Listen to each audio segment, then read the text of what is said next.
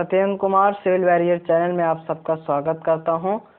दोस्तों, हम third semester का एक नया सब्जेक्ट आज स्टार्ट करेंगे। यह दोस्तों हमारा है बिल्डिंग कंस्ट्रक्शन। क्या है दोस्तों हमारा सब्जेक्ट का नाम? सब्जेक्ट का नाम है बिल्डिंग कंस्ट्रक्शन। ये दोस्तों हमारा थ्योरेटिकल सब्जेक्ट है, मतलब इसमें थ्योरी आती है एग्जाम में और 5-5 नंबर के थ्योरी आती हैं और कुल 15 क्वेश्चन आएंगे। 15 में से आपको 10 क्वेश्चन करने रहेगा 5-5 नंबर का, तो 5 50। तो दोस्तों इसको आप थोड़ा भी मन लगाकर पढ़ेंगे तो आप इसमें से अच्छा नंबर प्राप्त कर सकते हैं। तो दोस्तों हमने लेसन नंबर आज 1 स्टार्ट करेंगे। इसका जो हमारा सिलेबस है अकॉर्डिंग टू बीटी बोर्ड के अनुसार इसके बारे में हमने बता दिया है। तो हमारा पहला लेसन जो है, पहला लेसन है हमारा इंट्रोडक्शन। लेसन नंबर 1 का क्या नाम है? इंट्रोडक्शन नाम है।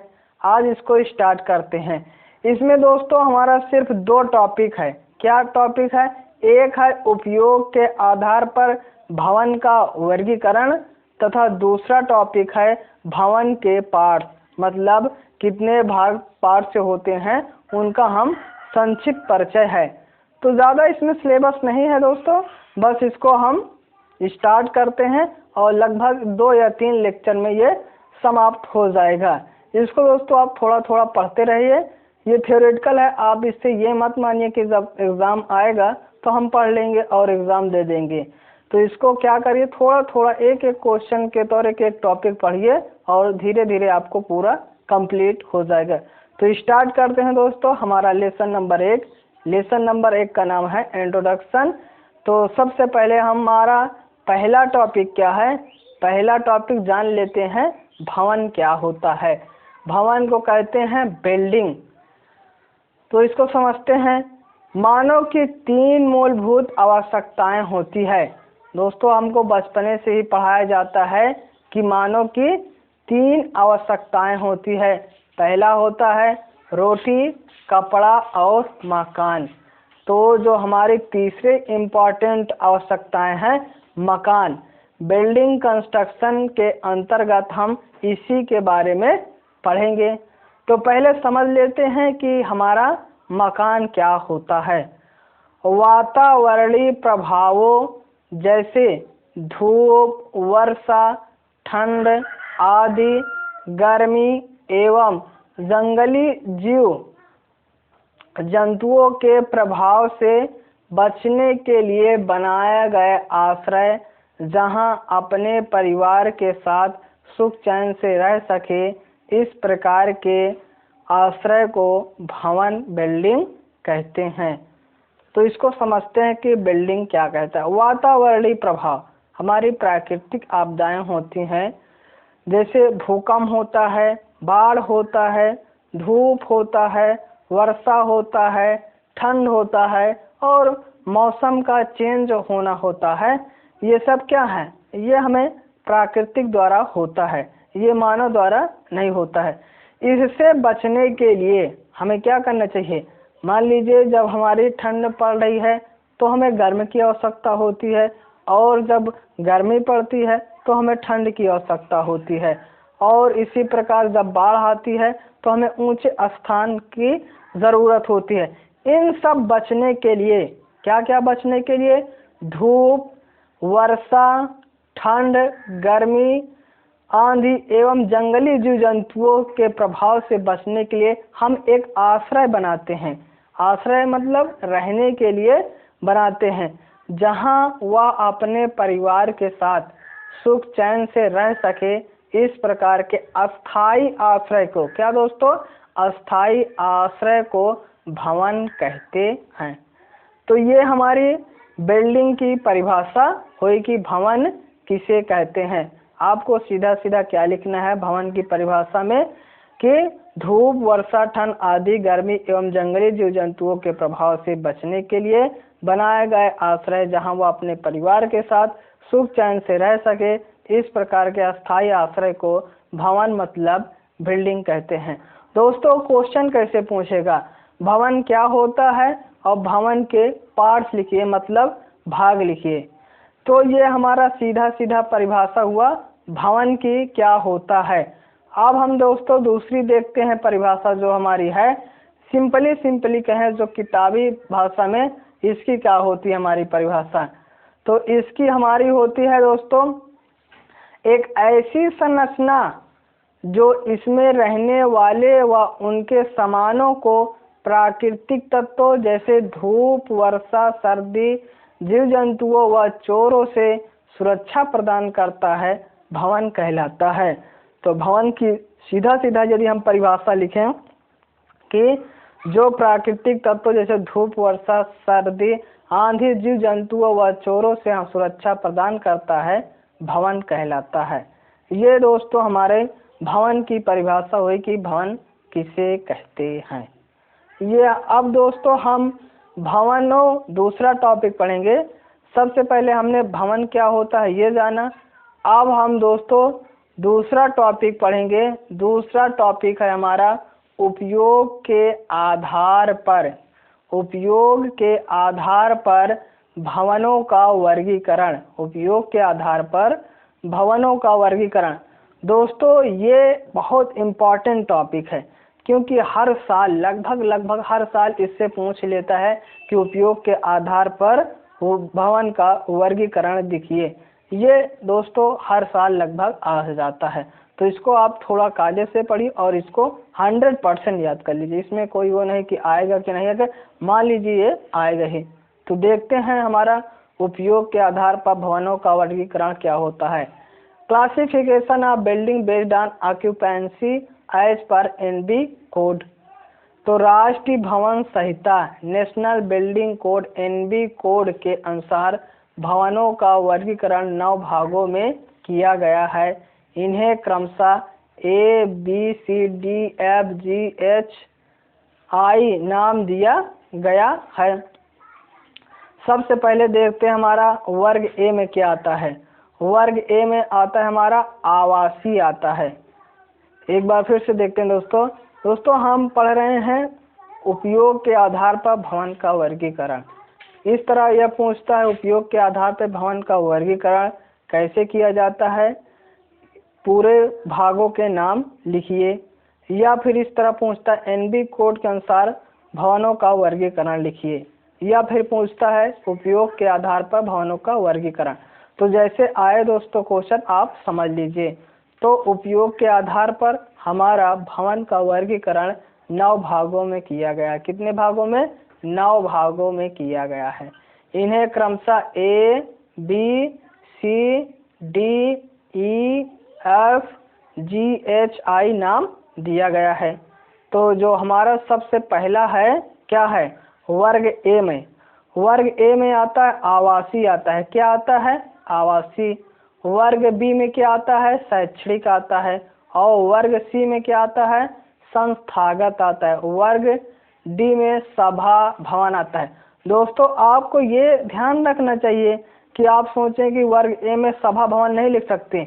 जो इसका बंटवारा हुआ है, वर्गीकरण किया गया है, वर्ग ए में आप आवासीय ही लिखेंगे। इसका जो क्रमांक है उसको चेंज नहीं करना है, आपको रखना है। वर्ग ए में आवासीय आता है, वर्ग बी में शैक्षणिक आता है, वर्ग सी में संस्थागत आता है, और वर्ग डी में सभा भवन आता है, और वर्ग ई में व्यावसायिक भवन आता है, वर्ग एफ में वाणिज्य आता है, और वर्ग जी में औद्योगिक आता है, और वर्ग एच में भंडारण भवन आता है, और वर्ग आई में जोखिम युक्त भवन आते हैं।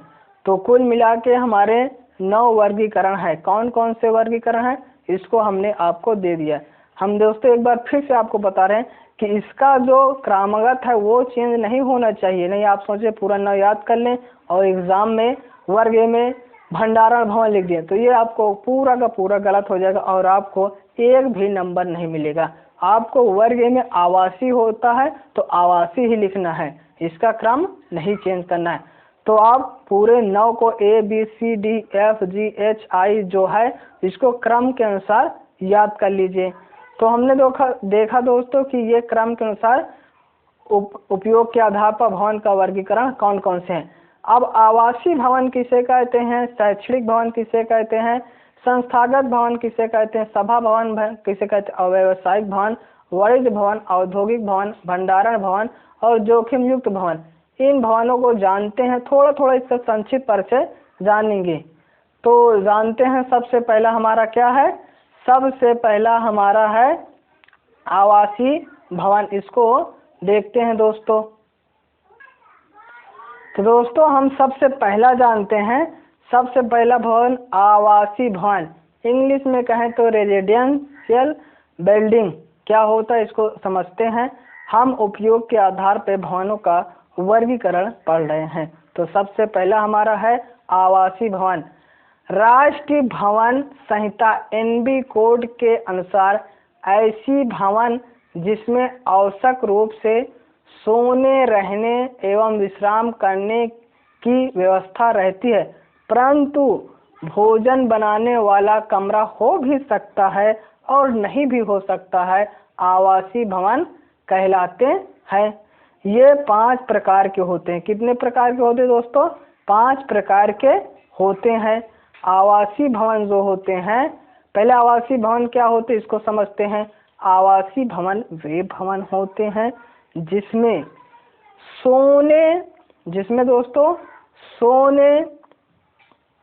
जिसमें रूप से सोने, रहने एवं विश्राम की व्यवस्था रहती है, परंतु भोजन बनाने वाला कमरा हो भी सकता है और नहीं भी हो सकता है। ये इसकी खासियत होती है। उसमें दोस्तों रहने और विश्राम करने की तो व्यवस्था होती है, मगर भोजन बनाने की व्यवस्था हो सकती है और नहीं भी हो सकती है। इस प्रकार के भवन को क्या कहते हैं? आवासीय भवन कहते हैं। ये कितने प्रकार के होते हैं? आवासीय भवन भी हमारे 5 प्रकार के होते हैं। आवासीय भवन है ये भी हमारे, इसके मतलब प्रकार में प्रकार। हम आवासीय भवन पढ़ रहे हैं, ये पहला है, फिर उसमें भी हमारे 5 प्रकार के होते हैं। आवासीय भवन भी हमारे 5 प्रकार के होते हैं। सबसे पहला होता है अस्थायी निवास गृह। पहला है अस्थायी निवास गृह में धर्मशाला आता है हमारा, सराय आता है और रैन बसेरा आता है और स्थायी आता है। इसमें दोस्तों जैसे धर्मशाला ले लें तो इसमें क्या होता है, हमारे रहने की व्यवस्था होती है, विश्राम रहने की आवश्यकता, मगर खाना बनाने की आवश्यकता नहीं होती है।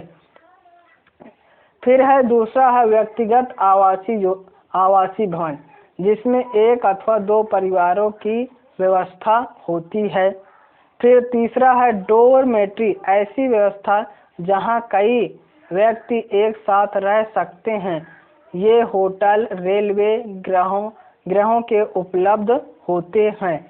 फिर चौथा हमारा है फ्लैट है, विभिन्न परिवारों को एक ही भवन में रहने की व्यवस्था करता है फ्लैट। फिर होटल है, ऐसी व्यवस्था जहां 15 से अधिक लोगों को रहने की व्यवस्था होती है। हम दोस्तों सबसे पहले ये पढ़ा आवासीय भवन क्या होता है। आवासीय भवन वे होता है जिसमें रहने विश्राम करने की व्यवस्था होती है, मगर खाना बनाने की व्यवस्था हो भी सकती है और नहीं भी हो सकती है। फिर आवासीय भवन को भी हम 5 भागों में बांटते हैं।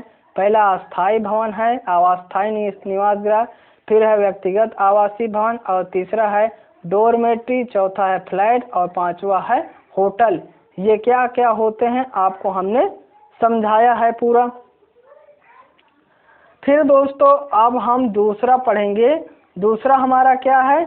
दूसरा है शैक्षणिक भवन। दूसरा क्या है? शैक्षणिक भवन। अब इसको देखते हैं कि हमारा शैक्षणिक भवन क्या होता है। ऐसे सभी भवन जहां से शिक्षण संबंधित कार्यों को संपादित किया जाता है शैक्षणिक भवन कहलाते हैं। इन भवनों में पाठशाला, नर्सरी स्कूल, विद्यालय, कॉलेज, विश्वविद्यालय इत्यादि के भवन आते हैं। समान रूप से व्याख्यान कक्ष, प्रयोगशालाओं, पुस्तकालय इत्यादि बनाए जाते हैं। हमने पहले आवासीय भवन पढ़ा, फिर हमारा वर्ग बी में हमारा क्या है? शैक्षणिक भवन, एजुकेशनल बिल्डिंग है। इसमें शैक्षणिक मतलब आप समझ सकते हैं दोस्तों नाम से ही कि जहाँ शिक्षा ग्रहण की जाती है। इसको यदि हम परिभाषा लिखें तो ऐसे भवन जहाँ से शिक्षण संबंधित कार्यों को संपादित किया जाता है, मतलब किया जाता है, शैक्षणिक भवन कहलाते हैं। इन भवनों में पाठशाला, नर्सरी स्कूल, इन स्कूलों में क्या क्या आते हैं? नर्सरी स्कूल आते हैं, विद्यालय आते हैं, कॉलेज आते हैं, विश्वविद्यालय आते हैं, इत्यादि के भवन आते हैं। समान रूप से व्याख्यान कक्ष, प्रयोगशाला, पुस्तकालय इत्यादि बनाए जाते हैं। ये हमारा दोस्तों दूसरा हुआ। दोस्तों अब हमारा तीसरा देखेंगे। सबसे पहले आवासीय भवन हमने देखा, फिर उसके बाद शैक्षणिक भवन देखा। उम्मीद करते हैं दोनों आपको समझ में आएगा। तीसरा अब है संस्थागत भवन, ऑर्गेनाइजेशन बिल्डिंग। इसको क्या होता है इसको देखते हैं। इस वर्ग में विभिन्न संस्थानों के भवन आते हैं। इन्हें निम्न उपवर्गों में बांटा गया है। जो संस्थागत भवन आते हैं इनमें क्या आते हैं देखते हैं। सबसे पहले चिकित्सालय, नर्सिंग होम इत्यादि आते हैं, मतलब जो मेडिकल संबंधित होते हैं। फिर दूसरा हमारा है अनाथालय, वृद्ध एवं उपांगों के आश्रम, मतलब जो रहते हैं अनाथालय में उन सब का दूसरा ये हमारा पार्ट है। फिर नारी मुक्ति केंद्र और बंदी गृह और जेल, पागल खाना आदि आते हैं। पहले दोस्तों हमारा तीसरा है संस्थागत भवन, ऑर्गेनाइजेशन बिल्डिंग है। ऑर्गेनाइजेशन बिल्डिंग को भी 3 भागों में बांटा गया है। पहला C1 में हमारा आता है चिकित्सालय, नर्सिंग होम आता है, दूसरे में आता है अनाथालय, वृद्ध एवं उपांगों के आश्रम, और तीसरा आता है नारी मुक्ति केंद्र, बंदी गृह, जेल, पागल खाना आदि आते हैं। तो दोस्तों हमने 3 पढ़ लिया है। चौथा देखते हैं। अब हमारा चौथा क्या है? चौथा है दोस्तों हमारा सभा भवन। चौथा क्या है? सभा भवन है। देखते हैं कि ये क्या होता है। ऐसे भवन जहाँ से सामाजिक, धार्मिक, मनोरंजन, कार्य आदि संपन्न होते हैं। इन भवनों में लोग इन कार्यों के लिए एकत्र होते हैं। इस वर्ग में मंदिर, मस्जिद, गुरुद्वारा, गिरजाघर, सिनेमा घर, नाच घर, स्टेडियम, और दोस्तों क्या आता है? स्टेडियम के बाद हमारा आता है क्लब आता है। तो चौथा हमारा क्या है? सभा भवन, असेंबली बिल्डिंग। असेंबली बिल्डिंग मतलब क्या होता है? जहाँ इकट्ठा होते हैं। तो इसके अंतर्गत क्या क्या आता है? मंदिर आता है, मस्जिद आता है, गुरुद्वारा आता है, गिरजाघर आता है, और सिनेमा घर आता है, और नाच घर आता है, स्टेडियम आते हैं, क्लब आते हैं। चौथा हमने दोस्तों देखा सभा भवन। अब देखते हैं पांचवा हमारा क्या है। हमारा दोस्तों 9 भागों में बांटा गया था, हमने 4 भागों के बारे में पढ़ लिया। पांचवा है हमारा है व्यावसायिक भवन, कमर्शियल बिल्डिंग। देखते हैं ऐसा भवन जहां से व्यावसायिक कार्य किए जाते हैं व्यावसायिक भवन कहलाते हैं। इनमें बैंक, डॉक्टरों के नर्सिंग होम, वकीलों के चेंबर, कंपनियों के कार्यालय आदि आते हैं। ये हमारा पांचवा हुआ व्यावसायिक भवन। व्यावसायिक भवन में क्या आता है? व्यवसाय संबंधित कार्य किए जाते हैं। फिर दोस्तों हमारा छठा है हमारा है वाणिज्य। छठा है हमारा दोस्तों वाणिज्य भवन, ट्रेड बिल्डिंग। ये क्या होता है इसको देखते हैं दोस्तों। ऐसे भवन जहां से उत्पादित वस्तुओं को बेचा जाता है। क्या किया जाता है? बेचा जाता है, वाणिज्य भवन कहलाता है। इसमें दुकान, स्टोर, शोरूम आते हैं। ये हमारा ग्रुप F हुआ या फिर छठा हुआ। फिर सातवां देखते हैं। सातवां हमारा दोस्तों है औद्योगिक भवन। सातवां क्या है? औद्योगिक भवन। औद्योगिक भवन को इंग्लिश में कहते हैं इंडस्ट्रियल बिल्डिंग। ऐसे भवन जहां से वस्तुओं का उत्पादन किया जाता है औद्योगिक भवन कहा जाता है। जैसे मिल, फैक्ट्री, वर्कशॉप, कारखाना आदि, ये हमारे आते हैं औद्योगिक भवन, इंडस्ट्रियल बिल्डिंग। फिर आठवां हमारा दोस्तों है भंडारण, मतलब स्टोरेज बिल्डिंग। ऐसे भवन जहां वस्तुओं को तैयार करने वाला कच्चा सामान रखा जाता है एवं उनमें तैयार वस्तुओं को रखा जाता है। इस प्रकार के भवन को भंडारण भवन कहते हैं। भंडारण का मतलब सीधा सीधा समझ लीजिए, भंडारण करना मतलब इकट्ठा करना। इसमें आते हैं हमारे गोदाम, वेयर हाउस, कोल्ड स्टोरेज, खाद, अन्न घर आते हैं। ये हमारा दोस्तों 8वां था। फिर आखिरी है हमारा दोस्तों, आखिरी क्या है? जोखिम युक्त भवन, रिस्की बिल्डिंग। ऐसे भवन जहां ज्वलनशील पदार्थों एवं स्वास्थ्य के लिए हानिकारक पदार्थों का उत्पादन एवं भंडारण किया जाता है, जोखिम भवन कहलाते हैं। इसका उदाहरण क्या है? पेट्रोल है, डीजल है, डिपो गैस है, सिलेंडर है और सैड बारूद भंडारण आदि है। तो हमने दोस्तों आपको 9 वर्ग बांटे गए थे, ABCDEFGHI। 9 के बारे में आपको बता दिया। दोस्तों इस वीडियो में हमने क्या सीखा? सबसे पहले भवन सीखा, भवन की परिभाषा क्या होती है। फिर हमने देखा भवन का वर्गीकरण किसके आधार पर? उपयोग के आधार पर। ये आपको ध्यान रखना होगा कि उपयोग के आधार पर भवन का वर्गीकरण हमने समझा। तो दोस्तों इस वीडियो में हमने 2 टॉपिक समझा। उम्मीद करते हैं ये दोनों टॉपिक आपको समझ में आया होगा। यदि यह दोस्तों वीडियो आपको अच्छा लगा हो तो वीडियो को लाइक कर लीजिए और चैनल को सब्सक्राइब कर लीजिए और बेल आइकन के आल पे क्लिक कर लीजिए और दोस्तों में भी शेयर कर दीजिए। Thank you for watching.